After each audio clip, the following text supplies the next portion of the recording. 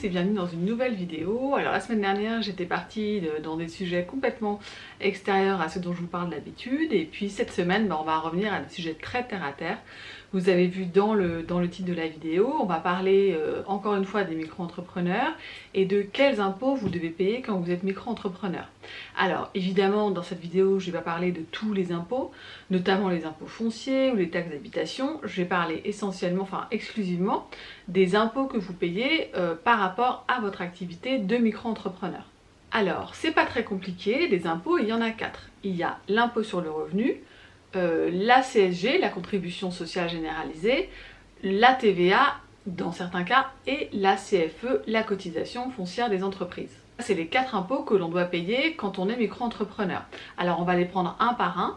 Je précise que je fais une vidéo volontairement synthétique. Je vous mets comme d'habitude en lien un article rédigé. L'article rentre beaucoup plus dans les détails, notamment pour tous les aspects pratiques sur les informations qu'on peut trouver sur les sites des impôts, sur comment calculer votre impôt, comment remplir votre feuille de déclaration. Je vous mets des liens qui peuvent être intéressants pour vous, mais dans cette vidéo je vais rester assez synthétique pour que la vidéo soit pas trop longue et que ce soit surtout pédagogique et que vous puissiez comprendre comment fonctionnent ces impôts. Alors le premier impôt, c'est l'impôt sur le revenu. Donc ça, c'est l'impôt que payent tous les gens qui ont un revenu. Les gens qui ne payent pas cet impôt, c'est des gens qui ont des revenus trop faibles. Donc vous, en fonction du montant de vos revenus, soit vous allez pas être assujetti à cet impôt, c'est-à-dire qu'on va vous dire vous gagnez pas assez d'argent donc vous n'allez rien payer. Soit vous allez gagner assez, vous avez un salaire, enfin pas un salaire, pardon, des revenus suffisants, et dans ces cas-là, on va vous imposer, enfin vous allez payer chaque année l'impôt sur le revenu. Pour les micro-entrepreneurs, il y a deux options. Il y a d'abord le régime classique, qui est le régime du prélèvement à la source, depuis cette année. C'est l'impôt sur le revenu avec le système du prélèvement à la source. Et il y a aussi le système du versement libératoire dont je vous parlerai ensuite. Pour le prélèvement à la source, j'ai fait une vidéo consacrée à ce sujet, donc je vous invite à la regarder. Je vous la mets en lien de barre d'information et en fiche dans la vidéo. Où là j'entre vraiment dans cette vidéo, j'entre vraiment dans les détails. Là, ce que je peux vous dire, c'est que le prélèvement à la source, en fait, l'idée c'est de payer votre impôt de manière contemporaine par rapport à vos revenus.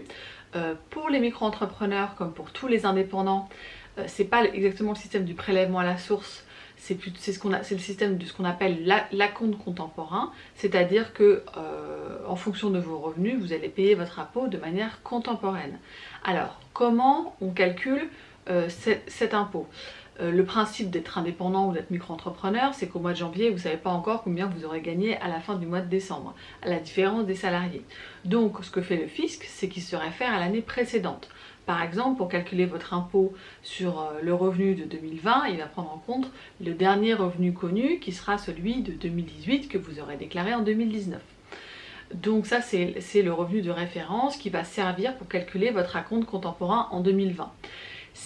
Si jamais vous avez des revenus à la hausse ou à la baisse et que vous sentez que vos revenus vont être complètement différents, vous pouvez toujours le signaler au service des impôts, et dans ces cas-là, le service des impôts il va réguler à la hausse ou à la baisse le montant de votre impôt. Par ailleurs, si vous êtes en création d'activité, si vous créez votre activité cette année par exemple, ou début 2020, dans ces cas-là, soit vous pouvez décider vous-même, c'est-à-dire que vous vous dites voilà, cette année je pense que mon chiffre d'affaires va être de 40 000 €, donc vous dites ça aux impôts et vous allez décider ensemble de l'acompte que vous allez payer, soit vous ne payez rien la première année et vous allez tout payer l'année suivante. Alors l'avantage c'est que vous n'allez rien payer la première année, le risque c'est que vous fassiez un bon chiffre d'affaires et que du coup vous ayez beaucoup d'impôts à payer l'année suivante. Donc ça c'est vraiment à vous de voir, c'est à vous de gérer. Moi je conseille toujours de payer, si vous sentez que vous gagnez de l'argent, de payer tout de suite. Comme ça c'est de l'argent que vous ne dépensez pas pour autre chose et vous ne vous retrouvez pas un an plus tard avec des dettes fiscales. Ensuite, il y a ce qu'on appelle le prélèvement libératoire. Alors le prélèvement libératoire, c'est quoi ? Alors je précise d'abord qu'il n'est pas ouvert à tous les micro-entrepreneurs. Il n'est ouvert que si votre chiffre d'affaires est inférieur à environ 27 000 €. Donc c'est plutôt si vous avez un petit chiffre d'affaires. Si c'est le cas, à ce moment-là, on peut décider que vous réglez votre impôt en même temps que vous réglez vos cotisations sociales. C'est-à-dire que quand vous payez votre URSSAF, c'est-à-dire vos charges sociales que vous allez payer tous les mois ou tous les trimestres, à ce moment-là, vous allez payer votre impôt en même temps par ce qu'on appelle le prélèvement libératoire. Comment choisir entre le prélèvement libératoire et le prélèvement à la source, c'est-à-dire le régime classique ? Avant, c'est vrai qu'il y avait une vraie différence et le vrai avantage du prélèvement libératoire, d'un point de vue pratique, c'est que vous payez tout de suite. Vous payez tout de suite et comme je l'ai déjà mentionné précédemment, vous n'avez pas le risque d'encaisser de l'argent que vous allez devoir après au fisc. Maintenant, c'est vrai qu'avec le système du prélèvement à la source et de l'acompte contemporain, l'atout du prélèvement libératoire, il a un petit peu, il n'existe plus vraiment, puisque d'un point de vue pratique, ça va être un petit peu pareil, c'est-à-dire que pour le prélèvement à la source, vous allez payer au fur et à mesure sur les revenus de l'année en cours. Donc d'un point de vue pratique, pour moi, il n'y a plus vraiment de différence. Ensuite, d'un point de vue financier, il y a des différences. Maintenant, ces différences, pour moi, elles sont difficiles à établir dans la mesure où, quand on démarre son année, on ne connaît pas forcément le montant de son chiffre d'affaires et pas forcément le montant de son revenu. C'est-à-dire qu'en fonction du régime que vous allez choisir, prélèvement libératoire ou prélèvement à la source, vous allez payer plus d'impôts dans un cas que dans l'autre. Mais c'est pas forcément évident de savoir de combien vous allez payer, quelle est la différence entre les deux. Parce que votre situation, elle va dépendre de votre situation personnelle, de vos revenus, de votre situation familiale. Alors, il y a toujours moyen de faire des simulations sur le site des impôts. Je vous ai mis en lien un article et une vidéo de quelqu'un qui fait la simulation en direct sur le site des impôts. Vous pouvez la regarder. Moi, à titre personnel, c'est des choses que je ne fais pas parce que je trouve que d'une année sur l'autre ça peut changer, que c'est des calculs un petit peu compliqués et après moi je sais que dans ma situation personnelle ça n'a jamais fait changer mes revenus, mon impôt d'un très très gros montant, donc pour moi c'est plutôt une source de complications et j'ai pas tellement de temps de m'occuper de ça, mais évidemment il y a une différence financière entre le prélèvement libératoire et le prélèvement à la source. Alors, le deuxième impôt que vous payez quand vous êtes micro-entrepreneur, c'est la CSG, la contribution sociale généralisée. Alors cet impôt, en fait, vous n'allez jamais le payer directement.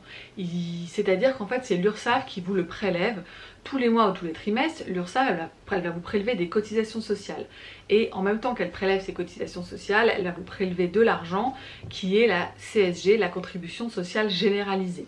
Alors la différence entre un impôt et une contribution sociale, une cotisation sociale, pardon, c'est quoi? C'est que la cotisation sociale, c'est votre cotisation maladie, votre cotisation retraite, c'est-à-dire que ce que vous payez correspond à un droit que vous allez avoir, à une prestation que vous pouvez, dont vous pouvez bénéficier, comme pour l'arrêt maladie, pour votre retraite, etc.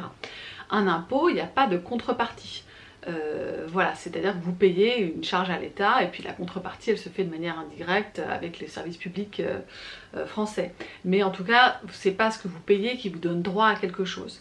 Donc la CSG, la contribution sociale généralisée, même si vous n'avez jamais à la payer parce qu'elle vous est prélevée directement par l'URSSAF et pas par le Trésor public, sachez que c'est quand même un impôt. Donc quand vous calculez vos impôts, c'est important de savoir que quand vous payez l'URSSAF, il y a une partie qui n'est pas de la cotisation sociale mais qui est de l'impôt et normalement le montant il est précisé sur les papiers que vous recevez de l'URSSAF, vous avez un pourcentage qui est réservé à la CSG. Le troisième impôt que vous pouvez avoir à payer quand vous êtes micro-entrepreneur, c'est la TVA, la taxe sur la valeur ajoutée. Alors là, j'ai fait une vidéo spécifiquement sur la TVA pour les micro-entrepreneurs. Je vous invite évidemment à la regarder parce que je rentre plus dans les détails. Sachez simplement qu'en dessous d'un certain seuil de chiffre d'affaires, vous n'êtes pas soumis à la TVA, vous êtes en régime de franchise de base de TVA, c'est comme ça qu'on dit. Et dans ces cas-là, c'est pas vous ne devez pas la TVA à l'État, donc vous ne devez pas la récolter auprès de vos clients. Ou alors, si vous dépassez ce seuil de chiffre d'affaires, à ce moment-là, vous allez devoir payer la TVA à l'État et dans ces cas-là, vous allez devoir la facturer à votre client. L'idée, c'est quoi? C'est que la TVA, vous ne devez jamais la payer de vous-même. Mais si à un moment, vous êtes obligé de la devoir à l'État, à ce moment-là, il faudra bien veiller à la facturer à vos clients. Alors, dans la vidéo que j'ai faite spécifiquement sur la TVA, j'explique les cas où il peut être intéressant d'être assujetti à la TVA. D'une part, les montants sont fixés par la loi, donc si vous êtes en dessous, si vous êtes au-dessus, vous êtes de toute façon obligé de payer la TVA. Alors les montants, je les ai là, je ne suis pas très bonne avec les chiffres. Donc c'est pour les artisans et les professions libérales, c'est 33 000 € ou 35 000 €.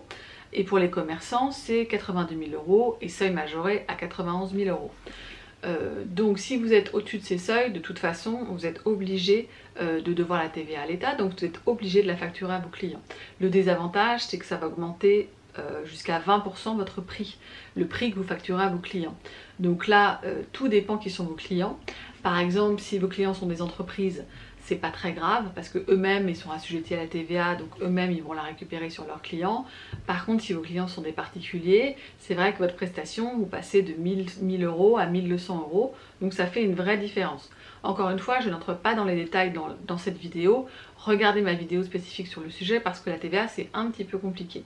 Par contre, la dernière chose que je veux vous rappeler pour la TVA, c'est que il faut bien vérifier, il faut bien surveiller votre chiffre d'affaires. Parce que si votre chiffre d'affaires change en cours d'année et qu'en cours d'année vous dépassez le seuil, les plafonds de TVA, ça veut dire que vous serez obligatoirement assujetti à la TVA et que vous devrez payer la TVA à l'État.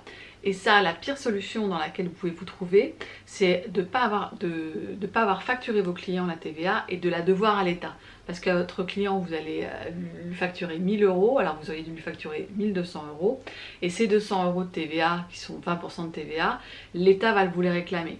Donc de toute façon, il est toujours important de surveiller son chiffre d'affaires, hein, pour des histoires de développement d'affaires, il faut toujours être au fait de combien on gagne, mais notamment pour cette question, si vous sentez que votre activité elle varie entre 25 000 et 40 000 euros, enfin vous savez pas exactement, c'est très important de surveiller votre chiffre d'affaires et que dès que vous dépassez le seuil, les plafonds d'obligation d'assujettissement à la TVA, à ce moment-là, vous vous mettez en relation avec le fisc pour voir la question avec eux et puis pour vous organiser pour facturer la TVA à vos clients. Le quatrième et dernier impôt que vous avez à payer si vous êtes micro-entrepreneur, c'est la CFE, la cotisation foncière des entreprises. Alors celui-là, c'est un impôt qui n'est pas du tout connu, surtout pour les gens qui sont fraîchement micro-entrepreneurs et qui n'avaient pas de société avant, qui n'avaient pas d'entreprise avant. C'est un impôt en fait qui est calculé sur le local que vous occupez pour votre activité professionnelle. Je précise que même si vous n'avez pas de local, à ce moment-là, les impôts calculent votre CFE sur votre chiffre d'affaires. Donc de toute façon, vous ne pouvez pas échapper à cet impôt. Cet impôt, il vous est réclamé par le fisc au mois de décembre, donc c'est en pleine période de Noël, donc c'est pas du tout pratique.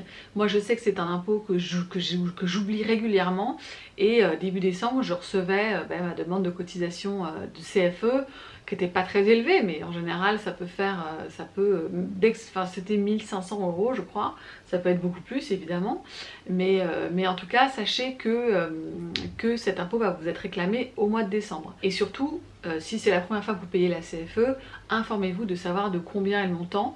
Ce montant il va dépendre de deux choses, soit de votre local, soit de votre chiffre d'affaires. Voilà, c'était une vidéo que j'espère courte et synthétique pour que vous ayez une petite idée des impôts qu'on paye en étant micro-entrepreneur. Donc je rappelle, l'impôt sur le revenu, la CSG, la TVA dans certains cas et la cotisation foncière des entreprises. Et si vous êtes intéressé par la question soit du prélèvement à la source, soit de la TVA, je vous invite à regarder les vidéos que j'ai fait spécifiquement sur ce sujet.